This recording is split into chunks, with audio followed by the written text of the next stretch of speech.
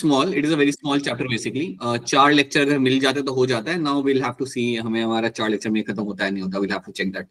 4 to 5 lecture max to max. तो चलिए देखते हैं आज हमें क्या सीखना है, क्या करना है इस चैप्टर के अंदर। And will start with this new chapter of my respiration plants. The idea is कि एक प्लांट फिजिक्स का एक और इंपॉर्टेंट हाई वेटेज टॉपिक हमारे यहाँ पे हो जाए। फोटोसिंथेसिस यहाँ पे हो चुका है ना, अज्यूमिंग दैट कि आप सबको समझ आ रहा है। सो अगर कोई सवाल आता है फोटोसिंथेसिस का, then you should be able to solve this. आज भी अगर कोई सवाल आता है then you should be able to answer that. ठीक है, तो आज की क्लास में हम करेंगे हमारा नया chapter start, that is your respiration in plants. Again a very important high weightage topic और छोटा चैप्टर है। अगर आप ध्यान से ध्यान देते हो यहाँ पे देन आपको ये समझ आ जाएगा। राइट क्या अच्छा, कुछ नए बच्चे शायद क्लास में आए हैं। युवराज गरु, क्या आप क्लास में नए हैं या आपने नई आईडी से ज्वाइन किया है? हाँ जी, good evening Saloni, Lav, Sriparna and Riya, good evening. I think new, alright. अच्छा, आप क्लास में नए हैं, ठीक है। ओके बेटा, आप कहाँ से? आप पंजाब से?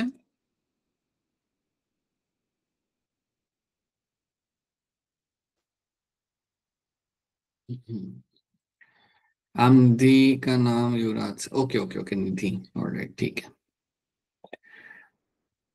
चलिए स्टार्ट करते हैं हमारा यहाँ पे नया चैप्टर, दैट इज माय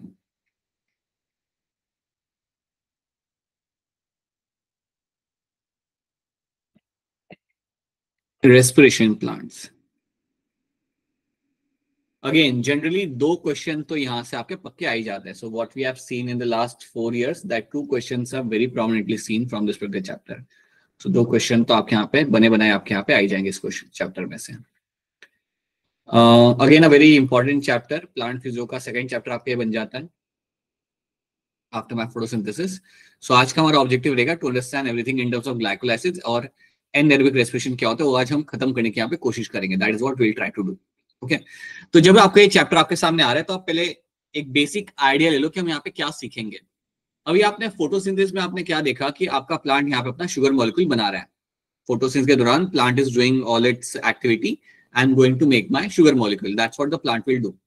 जब प्लांट ने अपना शुगर मॉलिक्यूल वहां पे बना लिया तो उसको इस्तेमाल भी करेगा, right. So once you form the sugar molecule, एक बार आपने शुगर मॉलिक्यूल अपना वहां पे बना लिया, देन आप शुगर को इस्तेमाल भी तो करोगे। तो the sugar will undergo breaking process, so it has to be broken down. तो sugar has to be broken down यहाँ पे। तो जब आप अपने खाने का ब्रेक डाउन करोगे, आप ये कर क्यों रहे हो? Why are breaking down sugar molecule? ताकि आप बना सको अपने यहाँ पे काफी ज्यादा एटीपी मॉलिक्यूल्स। जब शुगर को हम ब्रेक डाउन करेंगे हमारे यहाँ पे, that will lead to formation of my large chunk of my ATP molecule. तो कई सारे एटीपी मुझे यहाँ पे बन के मिलेंगे। तो ये जो एटीपी बना रहे हैं हम यहाँ पे, that is only called as my cellular respiration. तो यहाँ पे हम क्या कर रहे हैं? शुगर को ब्रेक डाउन कर रहे हैं। We are breaking down the sugar molecule and making a large number of ATPs. यहाँ पे we are breaking the sugar molecule और हम यहाँ पे बनाएंगे हमारे बहुत ज्यादा एटीपीज, और इसको ही हम बोलते हैं यहाँ पे एज अ सेल्यूलर रेस्पिरेशन। अब एटीपी बनाने की जरूरत क्यों है? एटीपी बनेगा तभी तो प्लांट ग्रोथ कर पाएगा। इन एनर्जी मॉलिक्यूल की वजह से तो अपना प्लांट ग्रोथ करेगा, रिप्रोड्यूस करेगा, मूवमेंट करेगा, हर एक चीज से करेगा। सो ये याद रखना, this is called as my cellular respiration.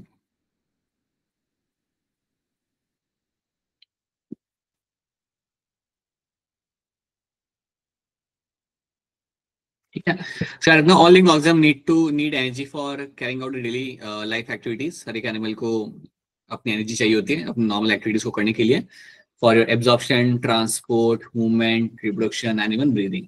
और ये सब करने के लिए आपको जो एनर्जी मिलती है, आपको कहाँ से मिलती है? आपको खाने से मिलती है। हम सबको कहाँ से मिल रही है? खाने से मिल रही है। हमारे खाने को ब्रेक डाउन करके हमारा एटीपी बनाते हैं, that is my source of energy.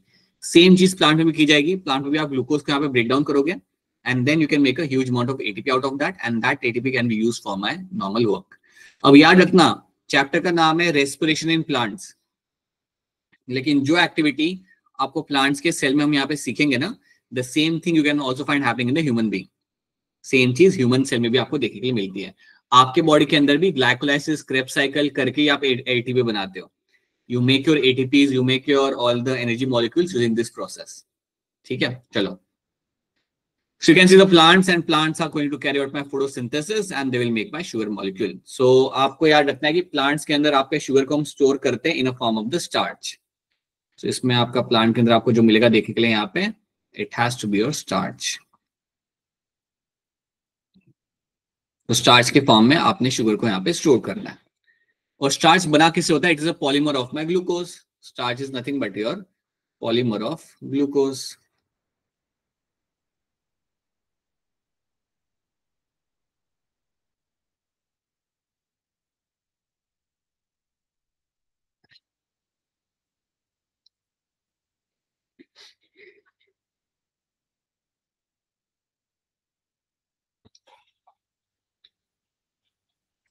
Right.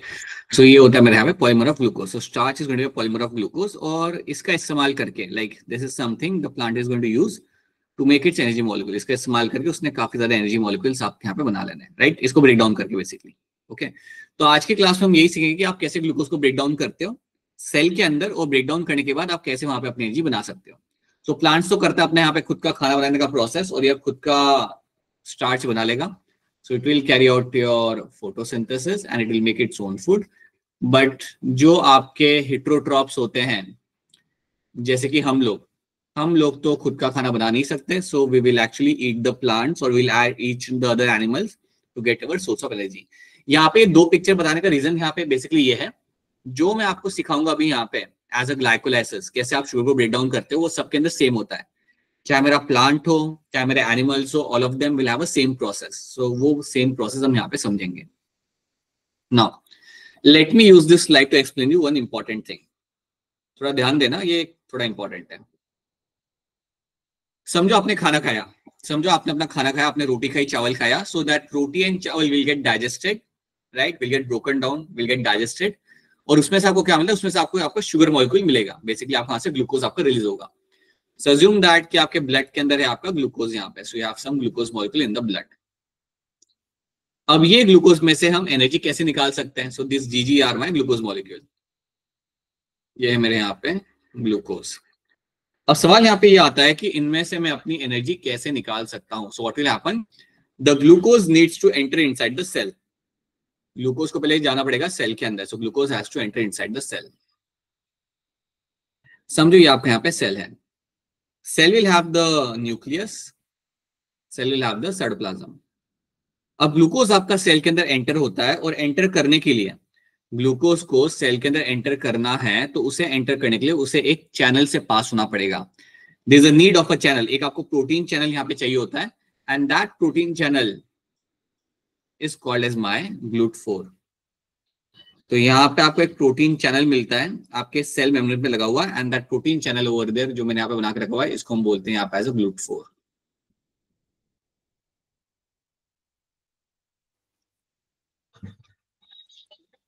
ये नाम आप यहाँ पे याद रखो। So GLUT4 is the name of the protein channel which will be used for my glucose to bypass into the cell. इस GLUT4 की वजह से आपके ग्लूकोज मॉलिक्यूल जो होते हैं, ये आपका वो गेट है या आपकी वो विंडो है जिससे मेरा ग्लूकोज मॉलिक्यूल मेरा अंदर जाएगा सेल के अंदर। तो ये बात भूलना मत, इसकी मदद से आपका ग्लूकोज मॉलिक्यूल आपका सेल के अंदर आता है। ठीक है, तो ये बात याद रखना।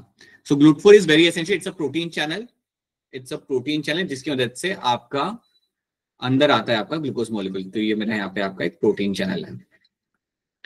अगर आपको याद होगा तो जब हम पढ़ रहे थे हमारा प्लाज्मा मेम्ब्रेन, तो याद है हम वहां पे एक टर्म सीखते थे आपका इंटीग्रल प्रोटीन, या जिसे हम बोलते थे वहां पे as a transmembrane protein. तो उन प्रोटीन्स की मदद से ही आप यहाँ पे आप अंदर आते थे। That protein is something which can be used as a protein channel.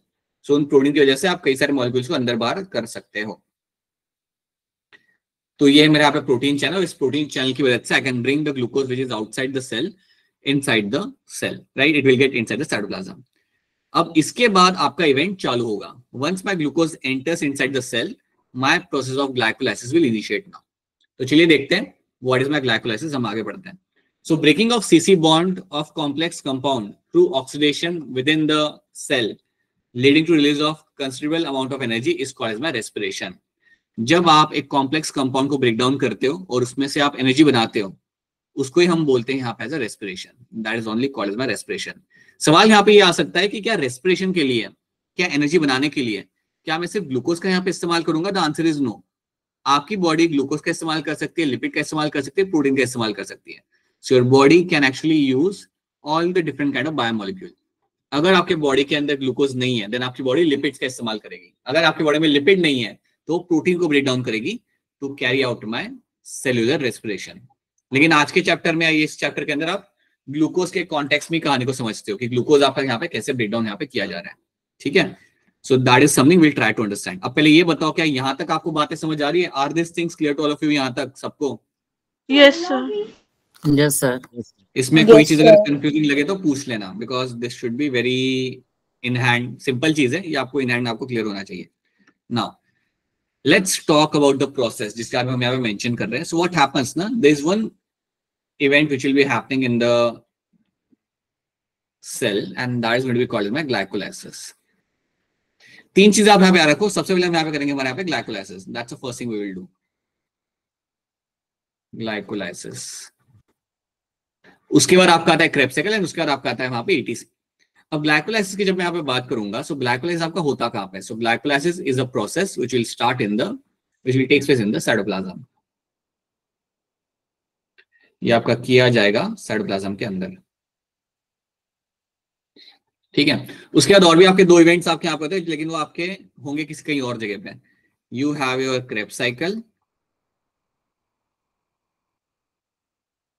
and then you will have your electron transport chain. तो ATC और क्रेब्स साइकिल जो आपके यहाँ पे होता है वो आप करते हो कहीं और पे. सो कहीं और किसको याद है ये हम कहाँ पे करते थे APT and Krebs cycle? Sir mitochondria. Mitochondria, right. Mitochondria के अंदर आपको ये करते हुए आप मिलोगे, आप इसे कर लोगे यहाँ पे. स्पेसिफिकली क्रेब्स साइकिल को हम करते हैं माइटोकॉन्ड्रियल मैट्रिक्स में, और ATC को हम रन करते हैं यहाँ पे आपके इनर माइटोकॉन्ड्रियल मेम्ब्रेन पे. बट फिलहाल के लिए आप याद रख लो that this is the event which will take place in my mitochondria.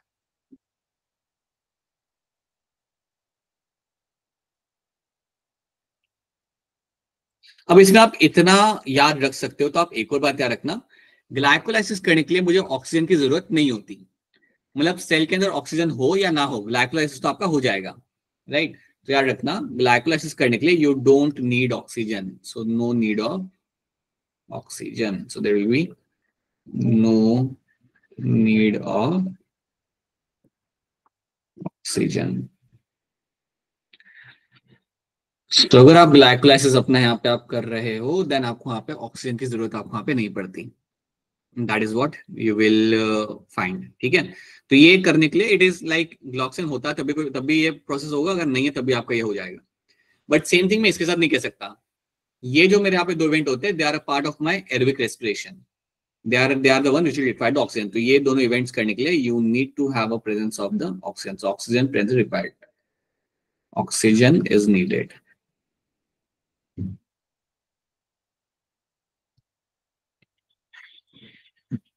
चलो, तो हमारे ये जो ग्लाइकोलाइसिस है उसको हम यहाँ पे स्टार्ट करते हैं बिना ज्यादा वक्त जाया करें. तो जब हम बात करेंगे ग्लाइकोलाइसिस की, तो आप अब इमेजिन करो कि आपका ग्लूकोज सेल के अंदर आ चुका है. सो सेल के अंदर आपके साइटोप्लाज्म में ग्लूकोज आ चुका है. जैसे ही आपका ग्लूकोज यहाँ पे साइटोप्लाज्म में आ गया, this glucose will now convert into your glucose 6 phosphate. इसको तुरंत आप यहाँ पे कन्वर्ट करते हो into your glucose 6 phosphate. ये 10 स्टेप रिएक्शन, और ये 10 स्टेप रिएक्शन ही आपको यहाँ पे सही से याद रखना है. सो ग्लूकोज में यहाँ पे कन्वर्ट किया जाएगा into my glucose 6 phosphate. सबसे पहला रिएक्शन आपका ये होता है कि आपका जैसे ग्लूकोज अंदर आया आपने उसके ऊपर एक फॉस्फेट लगा दिया. अब ये करने के लिए आपका यहाँ पे जो एंजाइम इन्वॉल्व होगा, that enzyme is called as my hexokinase. Hexokinase नाम का एंजाइम आपको यहाँ पे याद रखना है, which will be involved in this first step.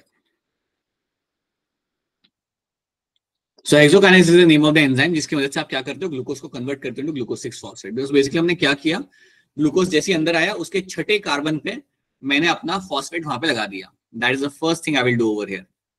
अब आपको यहाँ पे याद ही रखना है, जस्ट वेट अ मिनट. हाँ, हमें यहाँ पे याद ही रखना है कि जब हमने ये प्रोसेस किया, ये करने के लिए आपको यहाँ पे एटीपी का इन्वेस्टमेंट करना पड़ता है. ये करने के लिए I have to invest ATP. So ATP will get utilized at this particular step. So ATP will get converted into your ADP. So ATP का इन्वेस्टमेंट आपका यहाँ पे हो जाता है. So will find the ATP will get utilize in this particular step. तो पहले step के अंदर आपका एटीपी का खर्चा यहाँ पे आपका लग जाएगा. सो ये एक चीज आप यहाँ पे add, this is one thing you have to know, right. So यहाँ पे फायदा नहीं हो रहा है, यहाँ पे खर्चा हो रहा है. अब इसके बाद क्या होता है? सो ग्लूकोज जो आपके यहाँ पे आया, ग्लूकोज 6 फॉस्फेट जो आपके यहाँ पे बन चुका है, now this will convert into your fructose 6 phosphate. ये आपका कन्वर्ट किया जाएगा इनटू एन आइसोमर, जिसको हम बोलते हैं यहाँ पे एज अ, सो ग्लूकोज का एक आइसोमर आपका होता है fructose. So it will convert into my fructose 6 phosphate. अब ये रिएक्शन के दौरान भी आपका एंजाइम यहाँ पे इन्वॉल्व होगा, लेकिन आपको एंजाइम्स के नाम अभी के लिए याद नहीं रखने.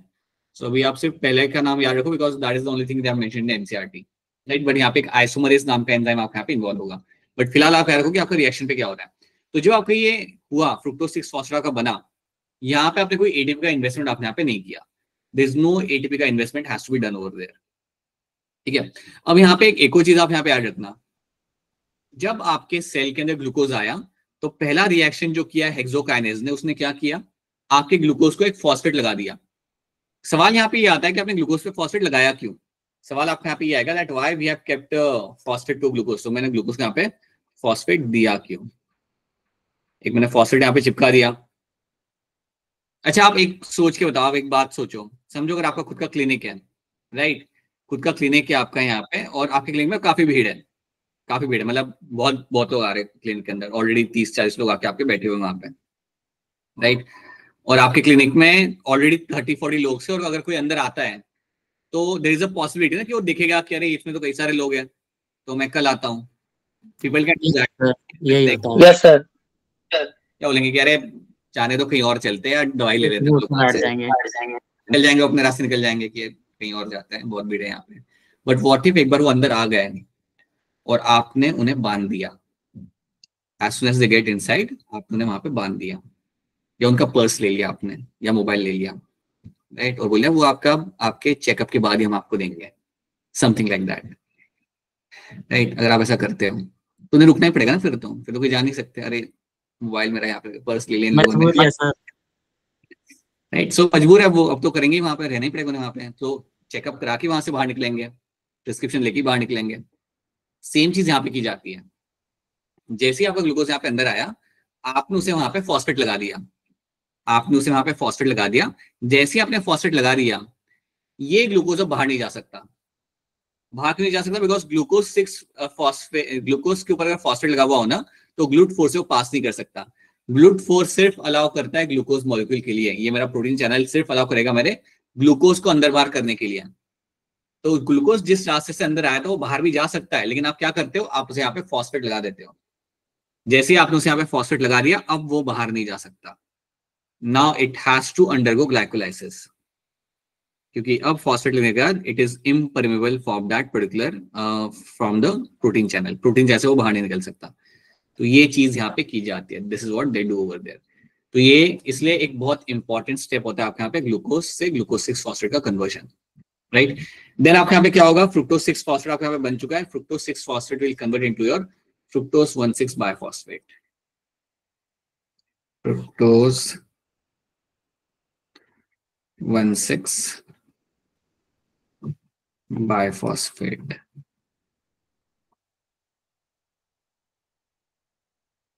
और जब मेरा फ्रुक्टोज से फ्रुक्टोज 1,6 बायफॉस्फेट बनाया जाता है, ये स्टेप पे आप यहाँ पे वापस से एटीपी का इन्वेस्टमेंट आप करोगे. So at this particular step also what I will do, I will invest 1 ATP यहाँ पे. तो इस स्टेप के ऊपर भी मैंने यहाँ पे एक एटीपी अपने यहाँ पे खर्च करना है. याद रखना, ये सारे स्टेप्स पे आप एटीपी इन्वेस्ट कर रहे हो, मतलब ATP will get broken down into my ADP. So ATP आप यहाँ पे खर्च कर रहे हो. So this is the step you have to know that. Phosphofructokinase, यहाँ पे एंजाइम के नाम आपको बाद में मिल जाएंगे. So every step will have enzyme involved in this, but again you can just go through them. They're not essential for the, yeah, in terms of NEET exam, they're not that essential. तो fructose 1,6 बायफॉस्फेट आपका यहाँ पे बन चुका है. अब यहाँ पे क्या किया जाएगा, फ्रुक्टोज 1,6 बायफॉस्फेट जो आपका बना है यहाँ पे, अगेन यहाँ पे हमने एटीपी का खर्चा किया था. Now this will get broken down into 2 things. ये मेरा ब्रेक डाउन किया जाएगा मेरे 2 चीजों के अंदर, and those 2 things are going to be, एक यहाँ पे होगा DHAP, dihydroxy acetone phosphate, dihydroxy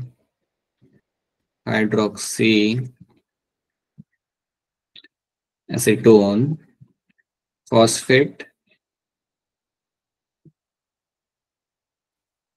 वो दूसरा आपका यहाँ पे होता है PgAl। PgL stand for my phosphoglyceraldehyde. Phosphoglyceraldehyde.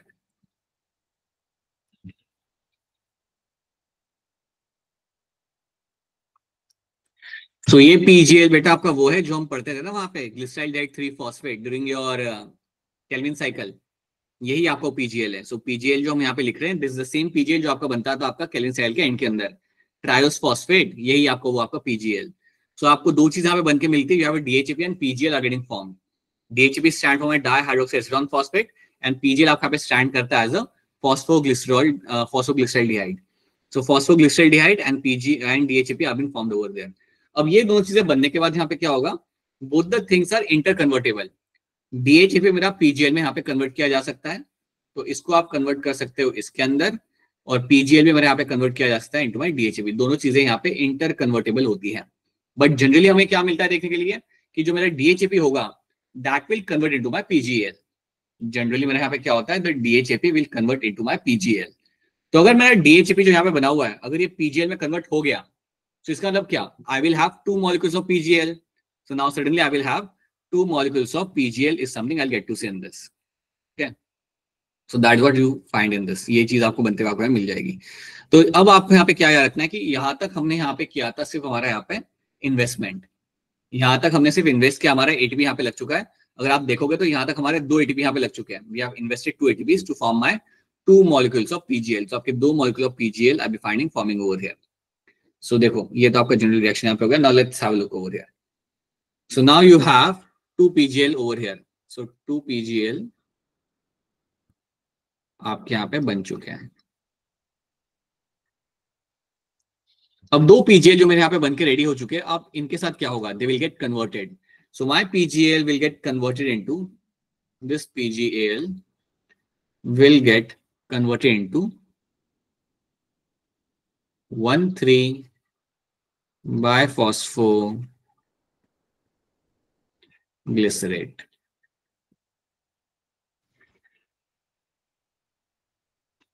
मेरा PgL में यहाँ पे कन्वर्ट किया जाएगा इनटू माय 1,3-biphosphoglycerate। अब जब ये कन्वर्जन होता है, अगर आप थोड़ा याद करोगे ना, ये आपका उल्टा जा रहा है reaction. If you just try to recall the reaction, this is the reverse of Calvin cycle. अगर आप याद करो तो आपका 1,3-biphosphoglycerate वहां पे बनता था, उसमें से हम बनाते थे हमारा यहाँ पे हम PgL।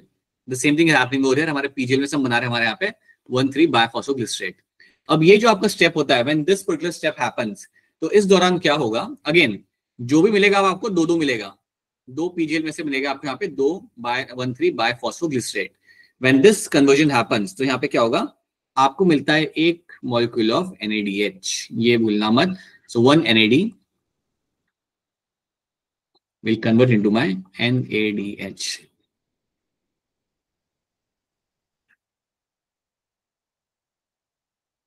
Nicotinamide adenine dinucleotide hydrogen. So NADH will be formed over there. So आपका NAD यहाँ पे इस्तेमाल किया जाता है and NAD will get reduced to form the NADH. तो यहाँ पे आपका NAD को हम रिड्यूस करते हैं and you will find the NADH is going to be get formed over there. तो आपका NADH यहाँ पे आपको 1 के मिलेगा। तो जो भी चीज आपको मिलेगी आपके यहाँ पे वो 2-2 मिलेगी। So NADH भी आपके यहाँ पे 2 मिलेंगे। अब यहां से आपको मिलेगा फायदा। सो 1,3-biphosphoglycerate will not convert into my 3-phosphoglycerate। ये आपका कन्वर्ट किया जाएगा इनटू योर 3-phosphoglycerate।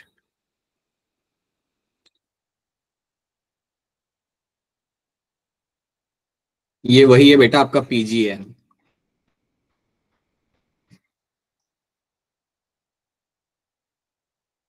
तो 1,3-biphosphoglycerate will convert into my 3-phosphoglycerate।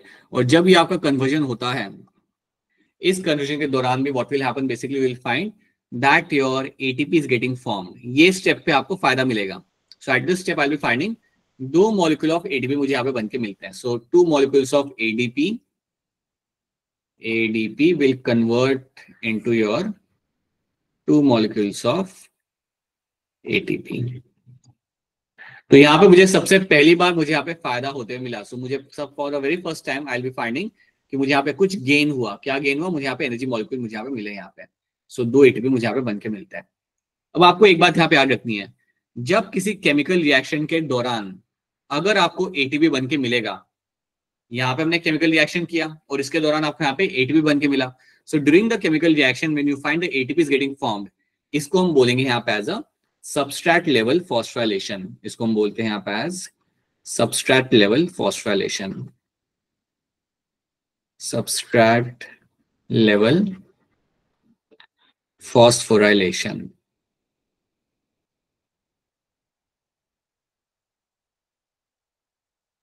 ये याद रखना, अगर किसी रिएक्शन के दौरान अगर आपको एटीपी बन के मिलता है या कोई भी एनर्जी मॉलिक्यूल अगर आपको बन के मिलता है, देन उस स्टेप को हम बोलेंगे वहां पे एज अ उस एटीपी को हम जो बन के आपको मिला है हम बोलेंगे यहाँ पे as a substrate level phosphorylation.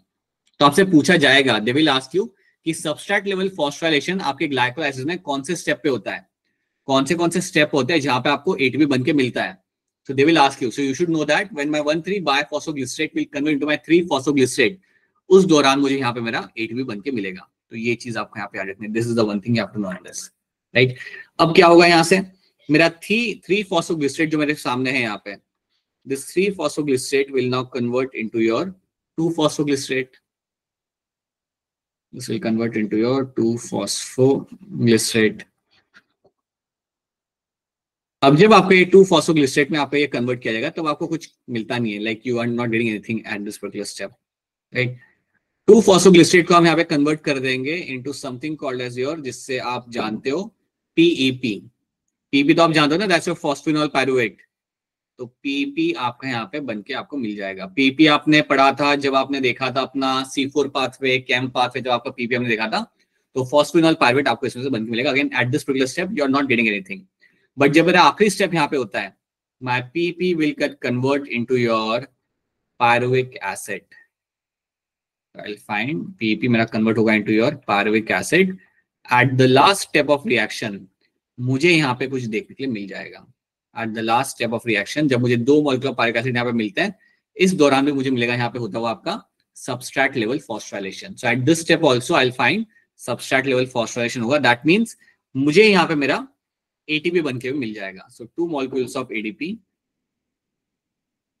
2 molecules of ADP is something which will convert into your 2 molecules of ATP.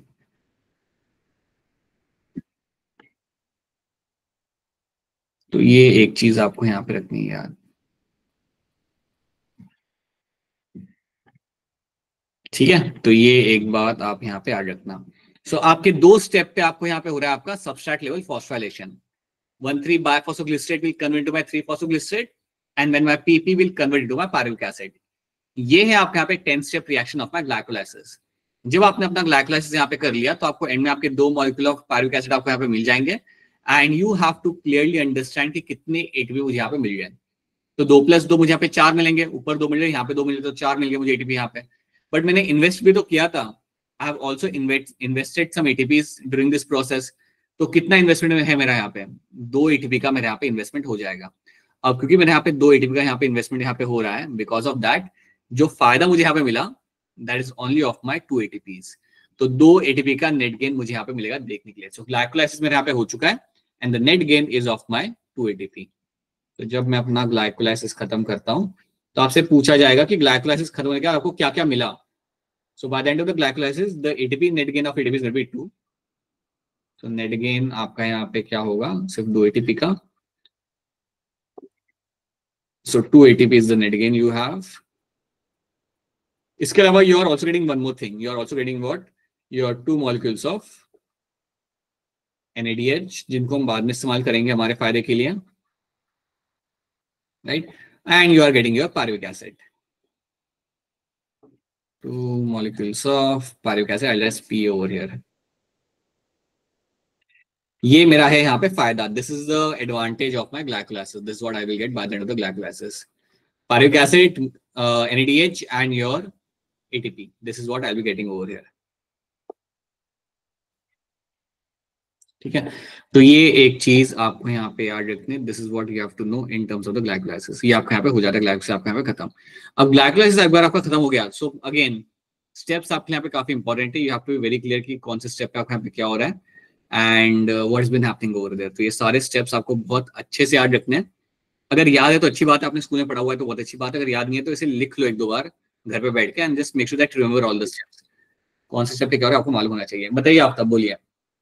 Sir ये फ्रक्टोज 1,6 बाइफॉस्फेट के बाद ये 2 प्रोडक्ट बनते हैं। हाँ जी, ये आपका फ्रक्टोज 1,6 बाइफॉस्फेट ब्रेक किया जाएगा और आपको दो चीजें बनने की मिलेगी आपके यहाँ पे, DHAP और PGL। And then DHAP can convert into my PGL, और फिर आपको मिलेगा आपके यहाँ पे 2 molecules of PGL, and then फिर वहां से आपका प्रोसेस आपका आगे बढ़ेगा। This is what you do, and please remember at which particular step आपका सबस्ट्रेट लेवल फॉस्फोराइलेशन आपके यहाँ पे हो रहा है। ये आपको क्लियर कट याद रखना है। तो हो गया आपका ग्लाइकोलाइसिस खत्म आपके यहाँ पे। I hope glycolysis is clear to all of you. It is a very simple process. The thing is you have to remember those things, you have to know what is been happening at which particular step. अब इसके बाद क्या होता है कि अगर आपके cell के पास ऑक्सीजन नहीं है, then you'll have a different process. If the cell has oxygen, then it will have a different process. Okay, now let's try to see this thing. You are done with the glycolysis. So let's say कि आपका glycolysis आपके यहाँ पे हो चुका है and the pyruvic acid has been formed. So pyruvic acid has been formed now. अब जो आपका pyruvic acid आपके यहाँ पे बना है, it can undergo anaerobic respiration, right? In the absence of oxygen, it can undergo anaerobic respiration.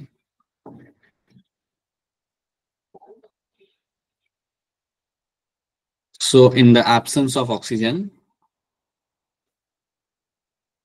in the absence of oxygen, you will find your pyruvic acid will undergo anaerobic respiration. अब ये करेगा आपका यहाँ पे, जब ये करेगा आपका यहाँ पे anaerobic respiration, तो इसमें बेसिकली आप कर क्या रहे हो, what will be happening in this? अगर ऑक्सीजन नहीं हुआ आपके सेल के अंदर, then two things happen. एक हो सकता है आपका यहाँ पे एल्कोहलिक फर्मेंटेशन,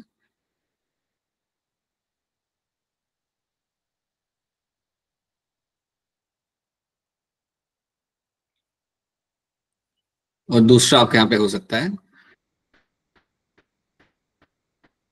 लैक्टेट फॉर्मेशन।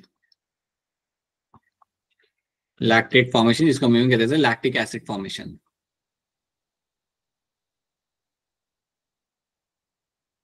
ये दो चीजें की जा सकती है। अब एक बात बताना चाहूंगा, हमारे बॉडी के अंदर एल्कोहलिक फर्मेंटेशन नहीं होता, बल्कि एल्कोहलिक फर्मेंटेशन तो बहुत कम ग्रुप ऑफ ऑर्गेनिजम्स के अंदर आपको देखने के लिए मिलता है। लैक्टिक एसिड हमारी बॉडी में बनाया जाता है, लैक्टिक एसिड आपकी बॉडी में बनाया जा सकता है, बट एल्कोहलिक फर्मेंटेशन हमारे अंदर नहीं होता। अगर हो रहा होता तो हमारी बॉडी में वैसे अल्कोहल बन रहा होता, right? So that does not happen, that only happen in some of the your fungi, like your yeast में आपको होते हुए मिल जाएगा। You can find some time happen in some of the protista, but generally you will not find that happening in the eukaryotic cell के अंदर, like higher eukaryotic cell के अंदर आपको होते हुए वो आपको नहीं मिलता, ठीक है?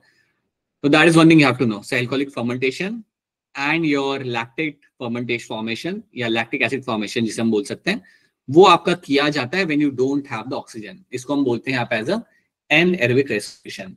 We call it as a anaerobic respiration आपका यहाँ पे, right? अगर आपके पास ऑक्सीजन होता, then what could have happened? If you have the presence of oxygen, so in the presence of oxygen, in the presence of oxygen, आपका पारुवेट enter करता mitochondria. In the presence of oxygen, what could have happened? The pyruvate would have entered inside the mitochondria. ये आपका enter करता mitochondria के अंदर,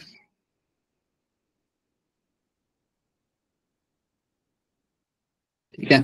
So pyruvate will always enter inside the mitochondria यहाँ पे, और एंटर करने के बाद then you will find two things will happen. So mitochondria is known for aerobic respiration, और यहाँ पे आपकी दो चीज की जाती, and those two things could have been, पहले आपका किया जाता आपका क्रेब्स साइकिल, और क्रेब्स साइकिल के बाद हम यहाँ पे करते हैं हमारे यहाँ पे इलेक्ट्रॉन ट्रांसपोर्ट चेन।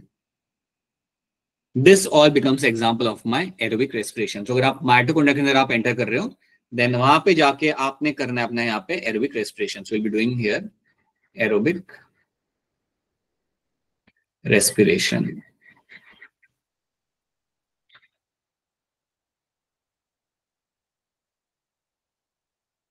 तो ये चीज आपको यहाँ पे होते हुए मिल जाएगी। सो वेरी क्लियरली आपको यहाँ पे याद रखना है कि अगर आपका ऑक्सीजन प्रेजेंट नहीं है, then you will find the anaerobic respiration will happen. If the oxygen is present over there, then you will find आपका करा जाएगा आपका यहाँ पे एरोबिक रेस्पिरेशन, जहाँ पे आप अपने पायरुविक एसिड को आप माइटोकॉन्ड्रिया के अंदर भेज के अपना काम यहाँ पे स्टार्ट करोगे. That is what you will do, that is what it is been known for. तो याद रखना what is my aerobic and what is my anaerobic respiration आपका यहाँ पे. तो आज की क्लास में हम यहाँ पे क्या देखेंगे, विल ट्राई टू अंडरस्टैंड कि आपका एनारोबिक रेस्पिरेशन में आपके यहाँ पे क्या क्या होता है. What do you get to see happening during my anaerobic respiration. So let's try to see that thing. चलो, तो ग्लाइकोलाइसिस हमने यहाँ पे देख लिया. ग्लाइको मतलब शुगर एंड लाइसिस मतलब हमारा splitting. So that is my glycolysis. Okay, the scheme of glycolysis was given by Gustav Embden, Otto Meyerhof and G Parnas. ये तीन आपके साइंटिस्ट के नाम याद रखना. इन तीनों साइंटिस्ट ने आपका ग्लाइकोलाइसिस को डिस्कवर किया था, तो इसलिए हम इसे इवन बोलते हैं एज अ ईएमपी पाथवे. तीनों का नाम लिख नहीं सकते थे, उन्होंने शॉर्ट में लिख दिया ईएमपी पाथवे करके उन्होंने यहाँ पे मेंशन कर दिया. तो ग्लाइकोलाइसिस को इवन आप कहते हो यहाँ पे as a EMP pathway because of the एबमेंट और मेयरहोफ एंड योर पार्नेस. ये तीन सरनेम्स के वजह से. Simple, that's what you find. ठीक है, ये आपके यहाँ पे ग्लाइकोलाइसिस आपके यहाँ पे हो जाएगा. This is what you find happening here. जैसे कि हमने बोला था कि आपका कैसे आपका हर एक स्टेप पे you will find enzymes getting involved and ultimately you will find in the end there is a formation of my pyruvic acid. End के अंदर आपका पायरुविक एसिड बनकर आपको मिल जाता है. याद रखना कौन से स्टेप पे यहाँ पे आपका हो रहा है substrate level phosphorylation. This is happening in this particular step and the last step. इन दो स्टेप पे आपको एटीपी बनते हुए आपके यहाँ पे मिल जाएगा. सो ये आपको रखना है यहाँ पे याद. Now let's talk about my anaerobic respiration. अब हम यहाँ पे डिस्कस करते हैं कि हम स्पेसिफिकली अब यहाँ पे क्या करेंगे when we talk about my anaerobic respiration.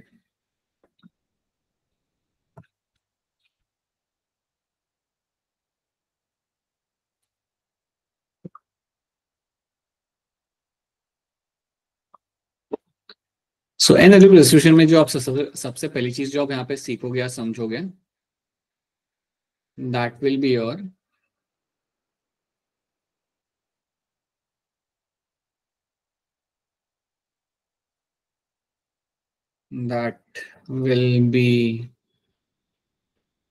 alcoholic fermentation. That's the first thing we'll try to understand. You have your alcoholic fermentation.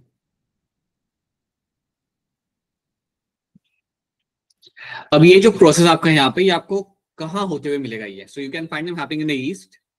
East में यहाँ पे होता है. So yeast is your fungi. So yeast के अंदर आपको ये होते मिल जाएगा alcoholic fermentation.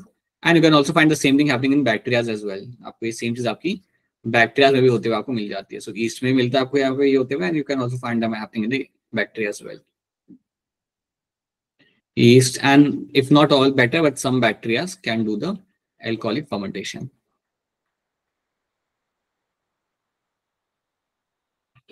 याद रखना हमारे अंदर ही आपको होते हुए नहीं मिलेगा. You won't find that happening in us, right? Some protista क्या has a potential to do that, but mainly आपके बैक्टीरिया और yeast आपके ये करते हैं आपका alcoholic fermentation आपके यहाँ पे. तो ये कहाँ पे होगा? पहली चीज आप ये मान लो कि आप एक फंगाई के कॉन्टेक्स्ट में आप सोचो, तो फंगाई के अंदर आपका ग्लाइकोलाइसिस आपका हो चुका है. अब उसी फंगाई के अंदर when you don't have oxygen in the nearby environment, if you don't have any kind of oxygen in the environment, then आप क्या करते हो, आप पायरुविक एसिड को इस्तेमाल करते हो to make something else, and that something else is going to be nothing but my ethanol.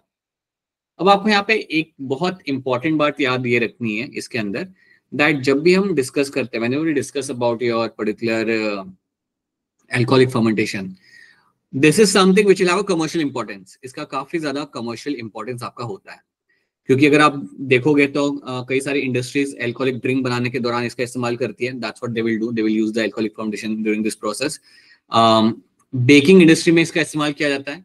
Fermentation का इस्तेमाल किया जाता है जब फर्मेंटेशन आपका हो रहा था तब बेकिंग इंडस्ट्री के अंदर. Then that is the thing which helps in the process of baking. So आपका जब फर्मेंटेशन किया जाता है तभी आपका जो ब्रेड होता है, केक होता है, बन होता है, वो आपका स्वेल अप कर पाता है. तो ये चीज आपको याद रखनी है that this is my alcoholic fermentation, और ये इसके काफी ज्यादा कमर्शियल इंपॉर्टेंस आपको यहाँ पे मिल जाता है. You will find a large number of commercial importance over here. Okay, तो यहाँ पे आप इसे करते कैसे हो? तो first of all what you will do, you will convert your pyruvic acid. आपका जो पायरुविक एसिड आपके पास यहाँ पे होगा उसको आप कन्वर्ट करोगे इनटू योर एसिटाल्डिहाइड. इसको आप कन्वर्ट करते हो आपके acetaldehyde के अंदर. So this will get converted into your, let's say, acetaldehyde.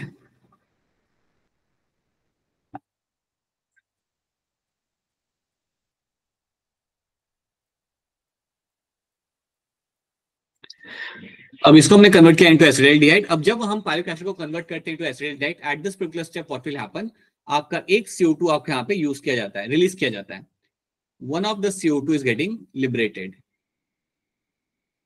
तो CO2 यहाँ पे आपका लिबरेट किया जाएगा। तो याद रखना, जब भी आपका एल्कोहलिक फॉर्मेशन आपके यहाँ पे होगा, आपका CO2 आपके यहाँ पे लिबरेट किया जाता है। और ये जो CO2 आपके यहाँ पे लिबरेट किया जाएगा ना, this CO2 is a reason जिसकी वजह से आपके ब्रेड की फ्लफीनेस आपको मिलती है। ब्रेड ले लो, केक ले लो, बन ले लो, उसकी जो फ्लफीनेस आपको दिख रही होती है, अगर आप देखोगे आपके जो केक के अंदर जो होल्स होते हैं, स्मॉल स्मॉल होल्स आपको जो दिखते हैं, they are all because of this CO2 which is getting released over there. So this CO2 is the reason, because of that you will find your fluffiness of the cake has been observed. So Ratna, pyruvic acid will convert into my acetaldehyde, and during this process I will find a molecule of CO2 is getting released in this. अभी हमारा reaction खत्म नहीं हुआ है, तो पहले बनेगा आपका यहाँ पे acetaldehyde, and then what will happen? This acetaldehyde will convert into your ethanol. This will convert into your ethanol.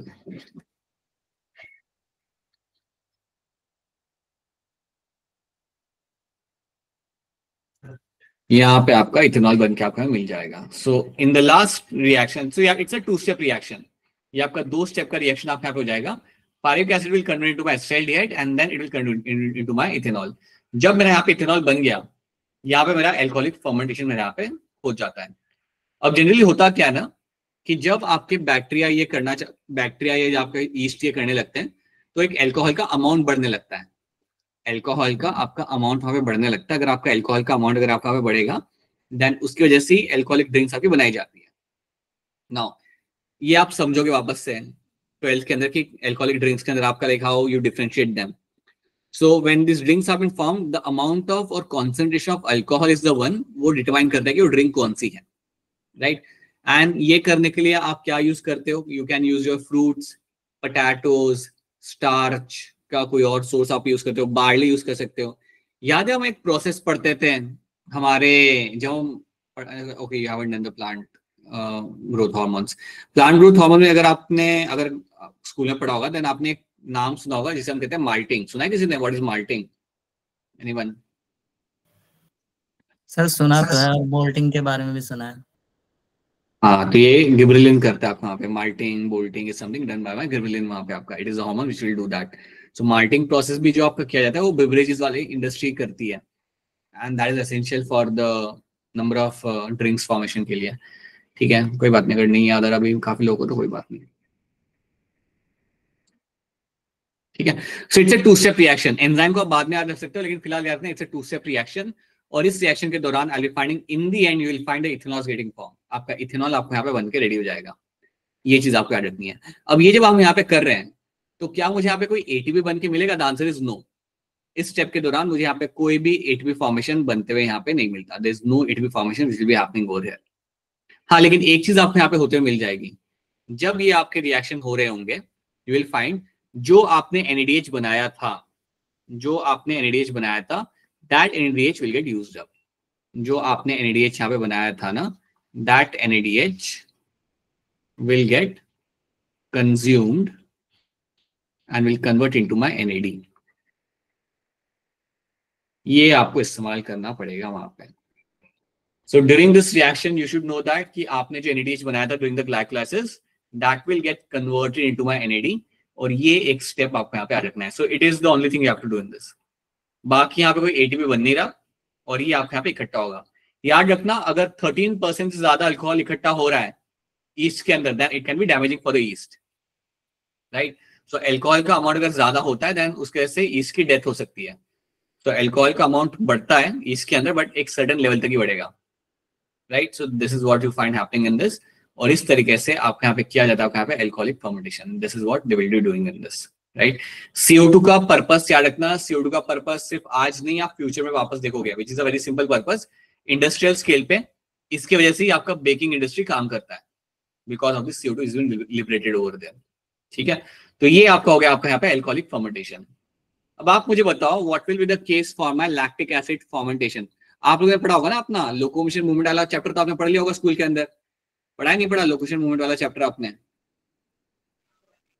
Yes sir. No sir, अभी नहीं हो। हाँ तो फिर बताओ फिर व्हाट इज लैक्टिक एसिड और ये करता क्या है बॉडी के अंदर? सर क्रैम्प्स लाता है क्रैम्प्स लाता है और ये लैक ऑफ ऑक्सीजन पे होता है। ठीक है, राइट। सो ये बात तो सौरभ आपने बिल्कुल सही बोली कि this can cause the cramps. अगर लैक्टिक एसिड अगर आपकी बॉडी के अंदर इकट्ठा हो रहा है then this is the one which actually give you big cramps, अच्छे क्रैम्प्स आपको मिलते हैं यहाँ पे देखने के लिए। सो दैट्स ट्रू, बिल्कुल सही बात है। सो आपको याद रखना है कि लैक्टिक एसिड फॉर्मेशन अच्छा कहाँ पे होगा ये बॉडी में, होता कहाँ पे है? सर मसल्स में। मसल्स में, right. So lactic acid formation या lactate formation will be happening in the muscles. So दो लोकेशन आपको याद रखनी है, एक तो आपके यहाँ पे आ जाएंगे muscles, muscles are the location जहाँ पे आपका लैक्टिक एसिड फॉर्मेशन आपके यहाँ पे हो सकता है। दूसरा लोकेशन आपके यहाँ पे आता है सम लैक्टिक एसिड बैक्टीरियाज, सम लैक्टिक एसिड बैक्टीरिया। कुछ बैक्टीरिया होते हैं जिनका काम होता है lactic acid banana. So those bacterias can form lactate, they can form the lactate in huge amount. Even आपका जो दही में जो बैक्टीरिया यूज किया जाता है लैक्टोबैसिलस, वो भी आपका लैक्टिक एसिड बनाता है, ठीक है। तो मसल्स में ये बन सकता है आपका naturally, and you can also find this is getting form by some bacteria as well, they can form the lactate formation can be done by them. अब यहाँ पे क्या होता है जब हम लैक्टिक एसिड की बात करते हैं, मसल्स की अगर मैं बात करूंगा स्पेसिफिकली, अगर मैं बात करूं यहाँ पे स्केलेटल मसल्स में बन सकता है। अगर आप किसी मसल को बहुत ज्यादा इस्तेमाल कर रहे हो, if I am using some muscles very extensively, अगर मैं उसे वहां पे इस्तेमाल करता हूं तो उससे क्या होगा, मसल के अंदर आपको वहां पे लैक्टिक एसिड इकट्ठा होना चालू करेगा। If I use the muscles very vigorously then what will happen, muscles के अंदर आपका लैक्टिक एसिड फॉर्मेशन आपको वहां पे इकट्ठा होना वहां पे आपका चालू करेगा। अगर मेरा लैक्टिक एसिड फॉर्मेशन मसल्स में इकट्ठा होना चालू करता है then it will have some issues वहां पे, तो आपके मसल्स का कॉन्ट्रैक्शन आपका हो नहीं पाता and that will lead to cramps. याद रखना मसल्स के अंदर ये अगर इकट्ठा होगा then that can lead to cramps. Cramps आपने देखा होगा प्लेयर्स को आते हैं भागते हुए, क्रिकेटर्स को आते हैं दौड़ते दौड़ते उन्हें क्रैम्प्स आते हैं, वैसे पैर पकड़ के बैठ जाते फिर वो, right. So that actually happen because of lactic acid. Lactic acid अगर इकट्ठा हो रहा है then you can find cramps can happen over there. Even अगर आप किसी मसल को ज्यादा यूज कर रहे हो जिम के अंदर देन आपका लैक्टिक एसिड आपका इकट्ठा हो सकता है, ठीक है।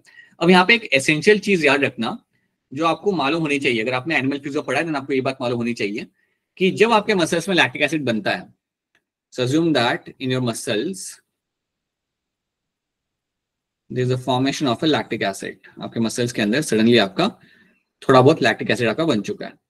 I'll just write in the short lactate आपका बन चुका है। अब ये लैक्टेट के साथ किया क्या जाए, मसल्स आपकी करती क्या है लैक्टेट के साथ, ये लैक्टेट को मसल्स भेजेंगे टुवर्ड्स द लिवर। तो लैक्टेट आपका जो बना मसल्स के अंदर, ये लैक्टेट अभी आपका ट्रेवल करके जाएगा आपके लिवर के पास, it will go towards the liver.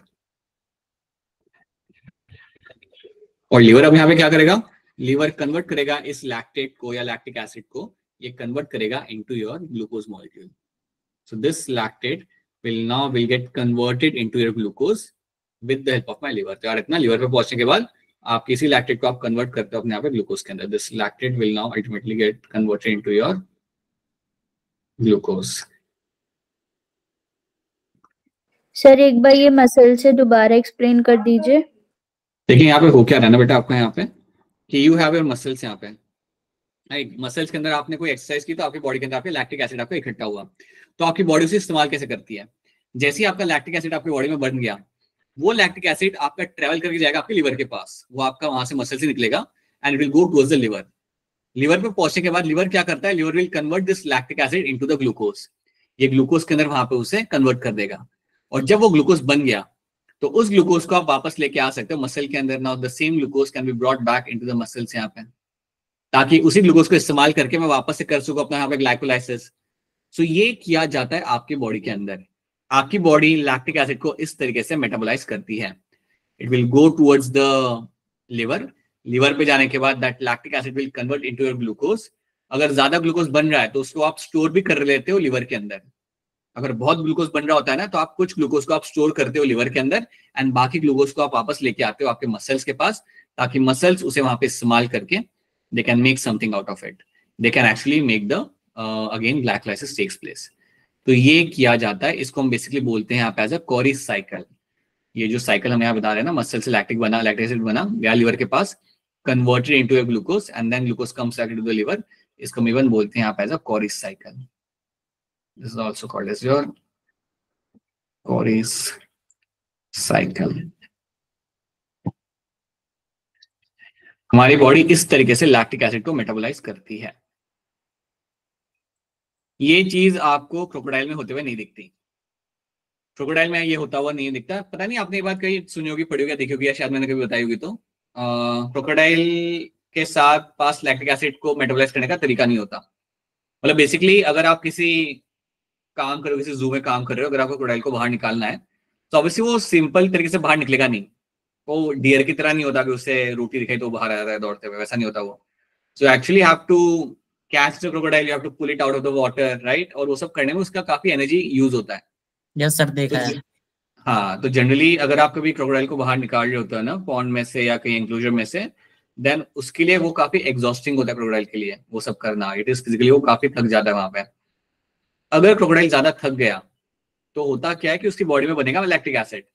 उसने अगर अपनी ज्यादा मसल्स इस्तेमाल की, so you will find the lactic acid will form inside the body of the crocodile and that lactic acid can not gate metabolised. तो वो लैक्टिक एसिड जाके travel करके जाएगा आपके हार्ट तक and it is known to stop the functioning of the heart. तो कई बार ऐसा हुआ कि आपने अगर बाहर निकाला क्रोकोडाइल को, उसने बहुत ज्यादा पलाटी मार दी, गुलाटी मार दी वहां पे, बहुत ज्यादा थक गया वो वहां पे, इट कैन डाई। थोड़ी देर के बाद वो हिलना बंद कर देगा। This can happen to the crocodile क्योंकि उसकी बॉडी में इसको मेटाबोलाइज नहीं किया जा सकता and the lactic acid can actually go and damage the heart वहां पे and the heart can stop working. तो दैट इज वाई जब भी आप सीखते हो क्रोकोडाइल को कैप्चर करना या उसे कैसे हैंडल करना है, तो आपको बताया जाता है कि आपको इस तरीके से उसे हैंडल करना है कि आप जब रिस्ट्रेन कर रहे हो वो फिजिकली एग्जॉस्टिंग उसके लिए ना हो, right. You can write your question in the chat Aftab. So it is not physically exhausting from the crocodile and you can easily take them out of the enclosure and then going to transfer them. या घर लेके जाओ जो करना है आपको। So that is what you have to know. So that is the story of a crocodile and you should know what is my lactic acid and how it is getting metabolized in us. हमारे अंदर किस तरीके से आपका metabolise यहाँ पे किया जा रहा है। ओके, तो ये हमने यहाँ पे देख लिया। Now let's try to see how this lactic acid is getting formed. So now you will have your pyruvic acid और इस pyruvic acid को हम कन्वर्ट करेंगे हमारे यहाँ पे लैक्टिक एसिड के अंदर in a single step of reaction. तो सिंगल स्टेप रिएक्शन में हम इसे यहाँ पे कन्वर्ट करेंगे। तो pyruvic acid will directly convert into your lactic acid और लैक्टेट, जो भी आप कहना चाहो। याद आपको यहाँ पे ये रखना है कि जब ये कन्वर्जन आपका यहाँ पे होगा, when you find this conversion happening, इस कन्वर्जन के दौरान कोई आपका CO2 आपका रिलीज नहीं किया जाएगा। There is no CO2 which will get released over there. बस ये बात आपको याद रखनी कि इस कन्वर्जन के दौरान भी आपने यूज करना है अपना यहाँ पे NADH। You will be using your NADH, आप यहाँ पे इस्तेमाल कर लोगे। क्वेश्चन, सर ऐसा तो क्रोकोडाइल पूरी तरह डिस्टिंक्ट हो जाएंगे और कोई वेस्ट तो होगा जिससे वो खुद को सर्वाइव करे? कुछ नहीं होता उनको। वो तो अगर आप बहुत ज्यादा फिजिकल अगर आप स्ट्रेन करो तब दिक्कत आती है। वो तभी होता है जब आप उसे खींच के बाहर निकाल रहे हो, बाकी वो कुछ नहीं होता उसको। बाकी वो एनिमल को पकड़े खाए वो टाइम पे कुछ नहीं होता। वो तो बहुत लंबे टाइम के लिए अगर आपने उसे बाहर निकाल के उसको बहुत मेहनत अगर आपने करा ली ना, then it can become fatal. बाकी क्रोकोडाइल्स आर वेरी शार्प। जब उनको हंट करना होता है वो आराम से आके पकड़ते हैं एनिमल को और खींच के लेके चले जाते हैं। सलोनी हैज अ क्वेश्चन, बताइए सलोनी, बोलिए। सर ये जो पायरुविक एसिड सीधे लैक्टिक एसिड में हो रहा है कन्वर्ट, ये कौन सी किस में हो रहा है? मतलब साइटोप्लाज्म, सब कुछ, चाहे आपका लैक्टिक एसिड फॉर्मेशन हो चाहे आपका हो एल्कोहलिक फर्मेंटेशन, सब आपका यहाँ पे हो रहा है साइटोप्लाज्म के अंदर। Everything is happening in the cytoplasm. तो ये याद रखना, all the events are been happening inside the cytoplasm. और जब ये आपके यहाँ पे किया जाएगा, again you will have an enzyme over here, so you should know then, like we'll see the enzyme का नेम यहाँ पे, but this is something you'll find happening in the cytoplasm. याद रखना, अगेन यहाँ पे कोई ATP आपका बन के आपको नहीं मिल रहा। This is a reaction which is also going to be giving you no ATPs, and this is a part of my anaerobic respiration. तो आपसे पता है पूछा क्या जाएगा कि ड्यूरिंग द एनारोबिक रेस्पिरेशन कितना एटीपी आपको मिलता है, तो आपको यहाँ पे बोलना है 2। क्यों 2? क्योंकि एनारोबिक रेस्पिरेशन के अंदर आपका काउंट होता है आपका ग्लाइकोलाइसिस।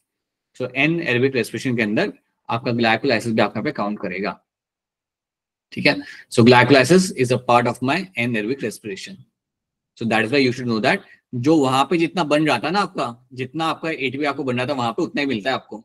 उसके बाद कोई एडिशनल एटीपी आपको यहाँ पे दोनों स्टेप्स पे बनते हुए आपको यहाँ पे नहीं मिलेगा, neither in the alcoholic formation neither in my lactic acid formation, दोनों के अंदर आपको देखने के लिए आपको यहाँ पे नहीं मिलता।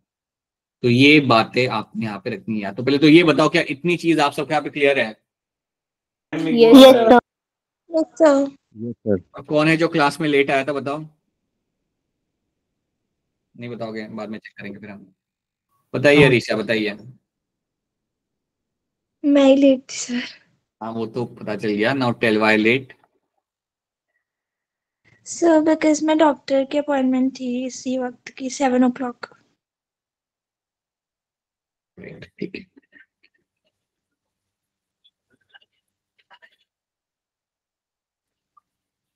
Lactate dehydrogenase is the name of the enzyme.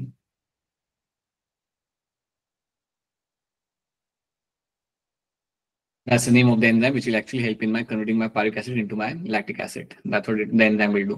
Lactate dehydrogenase is the name of the enzyme जो आपको lactic acid आपको यहाँ पे बना के देगा, ठीक है। Now let's do one thing. एक काम करते हैं पहले हम यहाँ पे. So this is the picture which makes things much more clear for you. यहाँ पे glucose converts into my pyruvic acid. Then अगर oxygen absent है आपके यहाँ पे, then आप क्या करोगे अपने यहाँ पे? You can either form the ethanol or you can form the lactic acid. Depend. And these are all part of my anaerobic respiration. They are all going to be a part of your anaerobic respiration आपके यहाँ पे. Okay. अगर आपके यहाँ पे O2 present है, then you will find this will convert into your acetyl-CoA, right? So pyruvic acid will convert into acetyl-CoA. So this will the separate process. मतलब ये जाएगा आपका Krebs cycle करेगा आपका ये. That is a part of my aerobic respiration जो आप बाद में सीखोगे. So relax. इसको भी आप यहाँ पर देखो. पर याद रखना O2 अगर होगा then it will enter inside the mitochondria. Simple. So glycolysis common in both aerobic and anaerobic respiration. दोनों के लिए कॉमन है, मतलब ये तो आपका होगा ही होगा. That's what they are trying to tell us. अब यहाँ पे कुछ सवालों के आंसर आप हमें दे दो ताकि हम आगे बढ़ सकें.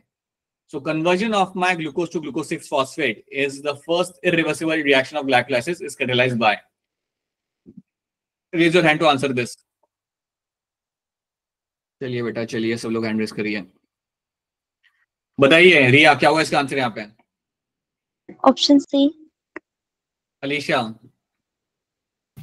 Option C. Option C becomes the correct answer in this. Yes, hexokinase आपका एंजाइम आपके यहाँ पे मदद कर रहा था. और कौन सा वो प्रोटीन चैनल था जिसकी वजह से मेरा ग्लूकोज अंदर आ पाया था मेरे सेल के अंदर? Sir glute. GLUT4 पूरा नाम आपको याद रखना है. GLUT4 is the name of the protein है जिसकी वजह से वो आपको यहाँ पे अंदर आता है. And that's a very important step done by the hexokinase. At the end of the glycolysis किस 6 carbon compound ultimately changes into? जो आपका ग्लाइकोलाइसिस आपका यहाँ पे खत्म होगा तो अल्टीमेटली आपका यहाँ पे क्या बन के मिलेगा? So raise your hand to answer this. बताइए Purva. Option C pyruvic acid. Alright, Lavkush? Sir pyruvic acid. Pyruvic acid बनेगा आपके यहाँ पे correct answer. Yes, your pyruvic acid is the one which is getting formed by the end of the glycolysis. ये दो आपको बन के आपके यहाँ मिल जाएंगे, right. The first phase in the breakdown of glucose in animal cells will be what? तो पहला फेज आपका होता है जहाँ पे ग्लूकोज को ब्रेक डाउन करते हो, वो आपके यहाँ पे क्या हो जाएगा? बताइए आफ्ताब, बोलिए. Sir option C glycolysis. Option C. और ये कहाँ पे? तो ऑप्शन सी. ऑलराइट, बताइए सौरभ कहाँ पे होता है glycolysis? Cytoplasm. Always cytoplasm. Glycolysis आपका हमेशा किया जाएगा आपके साइटोप्लाज्म के अंदर. You will always find it happening in the cytoplasm. Glycolysis आपका हो गया, लैक्टिक एसिड फॉर्मेशन आपका हो गया, योर एल्कोहलिक फॉर्मेशन आपका हो गया. Everything will happen in my cytoplasm के अंदर. The end product of fermentation is going to be what? Production आपका आखिरी चीज क्या मिलती है आपको फर्मेंटेशन के बाद? सोच के कर सकते हो, बहुत कोई मुश्किल सवाल यहाँ पे है नहीं. You can do this. बताइए लव क्या होगा इसका आंसर यहाँ पे? Sir option D. Option D कह रहे हो आप. सलोनी क्या लग रहा है आपको? Sir option D. दिल्ली वाला डी आपका यहाँ पे सही आंसर है। Your CO2 is getting release, that's one thing which is happening, and आपका अल्कोहल का ये केमिकल फॉर्मूला आपको मिलेगा यहाँ पे, इथेनॉल का केमिकल फॉर्मूला आपको यहाँ पे होता है C2H5OH। तो ये दो चीजें आपको बन के मिल रही है by the end of the fermentation. When yeast ferment glucose the product obtained are, जब ईस्ट करता है ग्लूकोज को फर्मेंट तो आपको क्या यहाँ पे देखने के लिए मिलता है? What do you get to see over here? So raise your hand to answer this, बताइए। Alright, tell us Shriparna, what is getting found over here? Sir option A. Himanshi? Sir option A. It has to be your option आपके यहाँ पे, your ethanol and CO2 is getting formed when my glucose will undergo fermentation, right? अच्छा हिमांशी बताओ, ये CO2 को निकलने का हमें कोई कमर्शियल फायदा है? Yes sir. क्या फायदा है CO2 का? बेकिंग इंडस्ट्रीज में फायदा है इसका। राइट, बेकिंग इंडस्ट्री में इसका फायदा होता है। This is something which is the reason, because of that you will find the fluffiness in the cake and everything is been observed. Ethanol जो आपको बनेगा आपके यहाँ पे, इसे हम यूज करते हैं आपके number of different kind of alcoholic drinks बनाने में, इसका यहाँ पे इस्तेमाल किया जाता है। चलो सही है। What is the net gain of ATP when the each molecule of glucose is converted to a 2 molecules of pyruvic acid? 2022 का सवाल ये है, कितना ATP का गेन मुझे यहाँ पे मिलता है जब मेरे कन्वर्ट किए जाते हैं मेरे यहाँ पे 2 glucose into 2 molecules of pyruvic acid? Net gain ATP का यहाँ पे कितना होता है बताइए अरीशा। 2 ATP। ओके, रिया? 2 ATP। रिया बता सकते हो कौन से स्टेप पे ATP बनते हैं? सर फर्स्ट होता है जब हमारा 1,3 डाइफॉस्फेट ग्लाइकोसिस कन्वर्ट होता है 3 फॉस्फोग्लाइकोसेट में, जब 3 फॉस्फोग्लिसरेट में, हाँ 1,3 बाइफॉस्फोग्लिसरेट की कन्वर्ट में 3 फॉस्फोग्लिसरेट के अंदर। ओके ठीक है, तब बनेगा दूसरा, राइट ट्रू। और सर दूसरा जब हमारा 2 फॉस्फोग्लिसरेट सॉरी जब हमारा बोलो। PEP पायरुविक एसिड कन्वर्ट होता है, PEP पायरुविक एसिड में कन्वर्ट होता है तब बनता है। तो जब हमारा कोई केमिकल रिएक्शन हो रहा होता है रिया, और तब हमें कोई ATP बन के मिलता है तो उसे हम क्या बोलते हैं? Sorry sir. जब कोई केमिकल रिएक्शन होता है और तब हमें कोई ATP बन के मिलता है तो उसको हम क्या बोलते हैं? During the chemical reaction when the ATP is form, तो हम क्या बोलते हैं फिर? कुछ बताया था ना आपको मैंने, सबस्ट्रैट समथिंग, इसको याद है? Substrate level phosphoglycerisation. Substrate level phosphorylation. सल्फराइलेशन।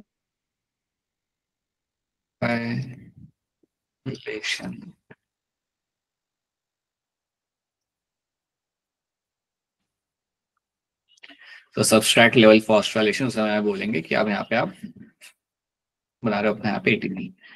ठीक है, what is the role of NAD to cellular respiration? तो it works as electron carrier. ये NAD आपके इलेक्ट्रॉन्स को यहाँ पे लेगा तभी तो ये रिड्यूस होगा, then it will get reduced to form my NADH। So NAD will behave like a electron carrier. It is going to function as a electron carrier आपके यहाँ पे। Just wait a minute people, the battery has gone down. Okay sir. चलो, in which of the following process CO2 is not released? इनमें से कौन से process के अंदर CO2 का कभी भी रिलीज नहीं होता? कर सकते हो इसका आंसर भी, बहुत मुश्किल है नहीं। You can answer this. बाकी भी ट्राई करिए, हरजिंदर एंड निधि एंड सम्रागी, संजना, बताओ कुछ क्या होगा इसका आंसर? बताइए Saurabh. Sir option D. It has to be your option D हमेशा। लैक्टिक एसिड फर्मेंटेशन के अंदर या लैक्टिक फॉर्मेशन के अंदर you will never find any formation of my CO2। So CO2 यहाँ पे आपका कभी यहाँ पे आपका बनेगा नहीं। सो लैक्टिक फर्मेंटेशन के अंदर you will never find the CO2 is getting release यहाँ पे। तो yes, option D becomes my correct answer. Which of the following combination is required for chemiosmosis? ये है सवाल आपका photosynthesis का. So take your time and give me a correct answer. Which of the following is a combination required for my chemiosmosis? chemiosmosis करने के लिए इनमें से कौन से चीजों की मुझे यहाँ पे जरूरत पड़ जाती है?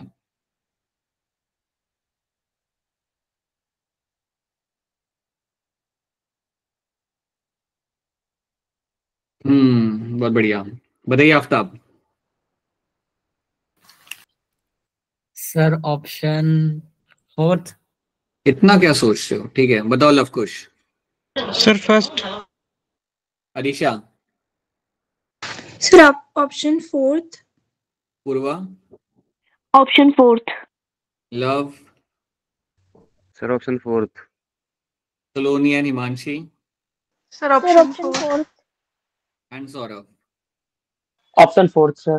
Option fourth is the correct answer आपके यहाँ पे। ये देखो, आपको क्या चाहिए था? आपको मेम्ब्रेन चाहिए, unit proton pump, proton gradient and ATP synthase. ये आपको चाहिए होता है, तब जाके आपका हो पाता है आपके यहाँ पे कीमियोस्मोसिस। ये नहीं चाहिए होता बेटा आपको यहाँ पे। You don't need NADP synthesis, ये आपको नहीं चाहिए होता। It has no relation. आप जब प्रोटॉन ग्रेडियंट का इस्तेमाल करोगे तो उससे आप बना पाओगे ना अपना यहाँ पे ATP. So you need your membrane, proton pump, in the proton gradient and your ATP synthase. ये आपका एनसीईआरटी में भी आपका मेंशन किया हुआ है। सही करना है ऐसे आंसर, आपको यहाँ पे गलत नहीं करना है। Okay sir. Then question number 22 आपके यहाँ पे पढ़िए ध्यान से and then give me correct answer.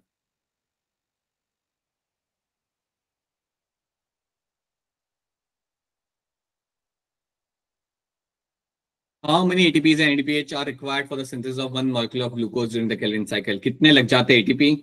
आसान सवाल है, इतना आप टाइम कैसे ले रहे हो मुझे ये नहीं समझ आ रहा। It's a very simple question और हफ्ता हुआ नहीं ये चैप्टर को खत्म हो गया। It's hardly like barely 4 days 5 days back we have done this chapter, और आखिरी दिन में भी हमने कई सारे क्वेश्चन वहां पे सॉल्व किए थे। And all of you I have shared the assignment with you 40 questions वाला, करके सॉल्व करके सेंड करो। या श्री पन्ना बताइए क्या होगा इसका आंसर यहाँ पे? Sir option first. ओके, क्या लग रहा है अरीशा आपको? Sir option 1 18 ATP and 12 NADPH। All of you should agree on this. It is going to be my option A आपके यहाँ पे। Yes sir. ATP आपके यहाँ पे लग जाता है आपके 18 और NADPH आपके यहाँ पे लग जाता है आपके यहाँ पे 12। So this is the amount of investment you have to do. इतना इन्वेस्टमेंट आपको यहाँ पे करना रहेगा, तब जाके आप बना पाते हो अपना यहाँ पे able to make your यहाँ पे। ठीक है, that's what you have to do. Right तो ये सब चीजें हमने यहाँ पे देखी है। These are the few things we have seen. Please make sure that इस चैप्टर को, इसके क्वेश्चंस आप जितने ज्यादा सॉल्व करोगे ना, वैसे ज्यादा क्वेश्चन यहाँ पे होंगे नहीं। ये एक ऐसा चैप्टर जिसपे अगर अंदर से अगर आप 50 क्वेश्चन भी अगर आप सॉल्व कर लेते हो, 45 से 40 क्वेश्चन अगर आप सॉल्व कर लेते हो अच्छे वाले सही से, that's enough for you. Chapter खत्म है आपका वहाँ पे, you can move on to something else. So that is what we have done. So today in our आज की क्लास के अंदर हमने यहाँ पे हमारा कवर किया हमारा, we have done the two things. We have done the glycolysis and we have done the alcoholic fermentation as well as your particular lactic acid formation. So हमने anaerobic respiration को यहाँ पे हमारा देख लिया है। इतना आपको मालूम होना चाहिए। अगर आप इतना समझ पा रहे हो, then कल की क्लास में हम आराम से कर पाएंगे हमारा Krebs cycle and we might be also able to do certain part of electron transport chain. अब electron transport chain आपको समझना आसान होगा because you have done the ETC in your light reaction. So for you it will be slightly easier for you to understand because अगर आपने light reaction का समझ लिया देन यहाँ का समझने में आपको ज्यादा दिक्कत आपके यहाँ पे नहीं आती। राइट तो अगर हम कल ये दो चीजें कर लेते हैं then there is a very likely chance that we should be able to complete this chapter. काफी अच्छा चांस है कि हम ये चैप्टर खत्म कर पाएंगे और कुछ क्वेश्चन भी हम सॉल्व कर पाएंगे। अच्छा एक और चीज मैं आपको बताना चाहूंगा, मैं आपके साथ एक असाइनमेंट शेयर करूंगा जिसे मैं कहता हूँ as a hybrid assignment. Now the assignment will have all the questions of plant physio. अब प्लांट फिजियो आपने सारा तो यहाँ पे नहीं पढ़ा है, कुछ ही चीजें आपने यहाँ पे पढ़ी हुई है और कुछ चीजें आप पढ़ पाओगे, बट क्योंकि आपने स्कूल में करा हुआ है so you should try to solve that assignment. अभी नहीं करूंगा, बाद में करूंगा। फिलहाल के लिए तो जो असाइनमेंट शेयर किया है फोटोसिंथेसिस वाला, उसे आप करके सेंड करो। एक काम करो, चैट में मुझे आप लोग बताओ यहाँ पे, tell me something in the chat कि कब तक वो असाइनमेंट हो जाएगा, that assignment of photosynthesis. Give me the answer in the chat, date मुझे लिख के भेजो कि सर आज कल मतलब 5th 6th 7th तक हो जाएगा। कब तक हो जाएगा मैं आपको कह रहा हूँ, like it's your call, tell me the dates कि कब तक वो असाइनमेंट आप करके शेयर कर दोगे। गलत तो गलत, जैसे आप करते हो share I can share the answer की विद यू, जैसे हिमांशु का हो चुका है। So yeah right, so please give me your calls dates in the chat. Second कल तक श्रीपर्णा को हो जाएगा, tomorrow morning, tomorrow okay, next day tomorrow 6-2, अच्छा 6 तारीख को, ठीक है। So most of you are giving me tomorrow और लिखने दिखा भी कल तक हो जाएगा, ठीक है। आई होप पंजाब वाले ग्रुप में भी वो असाइनमेंट आपको मिल चुका है, गॉट इट। कल या परसों तक अगर आप भेजो, बट अगर आप कल करो देन कल भेजो, अगर आप परसों करो देन यू सेंड इट परसों, कोई दिक्कत नहीं, बट ऐसा मत करो कि कल बोल के then you are sending me after 4 days, don't do that, ठीक है। So that's what we have done. बताइए ऋषा, क्या सवाल आपका, बोलिए। अच्छा, no question, No doubt, sir. By mistake. बताइए। अरे हाँ, यू सर वो आंसर गया था, hardly had 10 minutes for the doubts. हाँ बोलो, बताइए आफ्ताब, बोलिए। आंसर आया था सर, होगा फिर। अच्छा अच्छा अच्छा अच्छा, गॉट इट, ठीक है ठीक है। So this is what we have done, so this is something you have to know in this. अब हम जाएंगे, एंटर करेंगे हमारे यहाँ पे इनसाइड द माइटोकॉन्ड्रिया। अच्छा, एक चीज यहाँ पे याद रख लो, this one thing you have to know in this, कि आपका माइटोकॉन्ड्रिया जो यहाँ पे आपका आएगा, so we are done with all the things यहाँ पे। बस एक चीज आप लोग मुझे खुद से बता दो, so I can have assurance कि चलो इतना तो आपको आता ही है। Then when we talk about the mitochondria, ये हम वापस से रिपीट कर रहे हैं, क्या माइटोकॉन्ड्रिया के पास खुद का डीएनए होता है? Yes, sir. Yes, sir. होता है। कैसा होता है, लीनियर होता है, सर्कुलर होता है? Sir circular. सर्कुलर। ठीक है, सो सर्कुलर डीएनए, ऑलराइट, ठीक है। डबल मेम्ब्रेन कवरिंग या single membrane covering? Sir double double membrane covering. Double membrane. Outer membrane and you will have your inner membrane, Inner ठीक है। membrane. आउटर और inner membrane के बीच में क्या होता है? Intermembranous space. राइट, आउटर और इनर मेम्ब्रेन के बीच में आपको मिलेगा आपको यहाँ पे इंटर मेम्ब्रेन स्पेस, और इंटर मेम्ब्रेन स्पेस।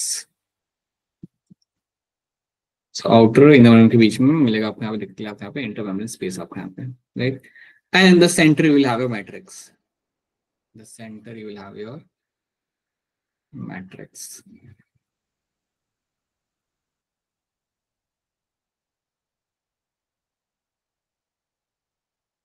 ठीक है, तो सेंटर में आपका मैट्रिक्स आ गया, outer membrane, inner membrane and यहाँ पे inter membrane space, that's what you have to no.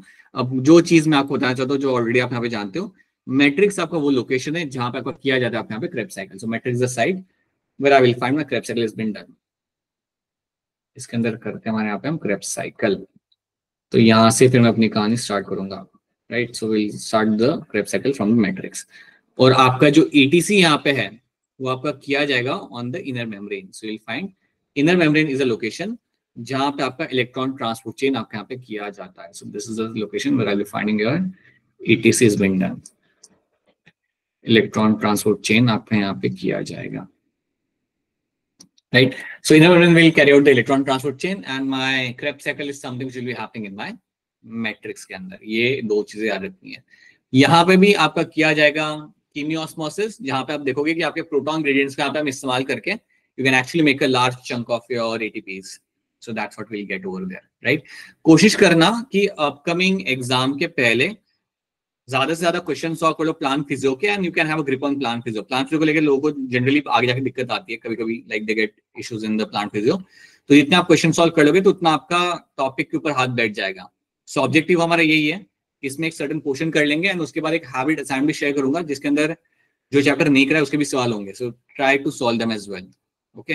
And yeah इसके अलावा एक और बात बताइएगा, अगर आपको कोई स्पेसिफिक एनिमल फिजिक्स से कोई टॉपिक है ना जो आपको समझ नहीं आ रहा, then drop me a message on that कि सर मुझे एल्डोस्टेरोन का काम नहीं समझ आ रहा, I am not able to understand the role of my parathyroid gland. If there is something like that, then drop me a message, we can find a time slot and we can fix those things, ठीक है।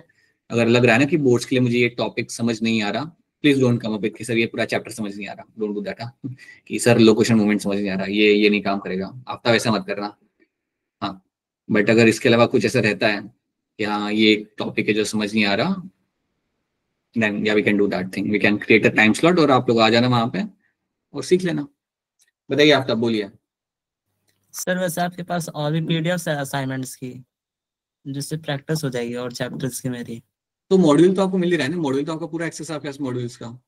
Sir मतलब वो जो जहां तक आप पढ़ा रहे हो सर वहीं तक का एक्सेस है, और भी एक काम करता हूँ ना, एक काम करो, मैं भेजता हूँ एक लिंक, उस लिंक में सारे मॉड्यूल्स हैं, ठीक है। 11th 12th दोनों के आपको मिल जाएंगे।